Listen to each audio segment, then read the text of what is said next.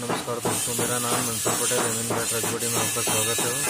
देख सकते हो आप, आंध्रा की गाड़ी है, हमारे इंदौर के सेठ ने ली है, खंडवा वाले ने। इसका जो भी डेकोरेशन का काम करवा रहे हैं वो आप अंदर का भी थोड़ा सा लुक बता देते हैं हम आपको। अंदर से भी देख सकते हो आप, क्या काम कर रहा है छोटा मोटा। देख सकते हो गाड़ी की हाइट वाइट बढ़ी है, पूरा काम डेकोरेशन मजबूती के साथ में किया हुआ है। गाड़ी की हाइट वाइट बढ़ी है गाड़ी से।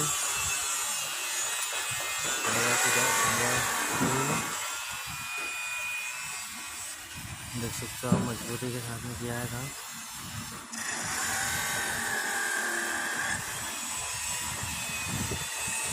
हमारे चैनल को सब्सक्राइब करना, शेयर करना ना भूलिए।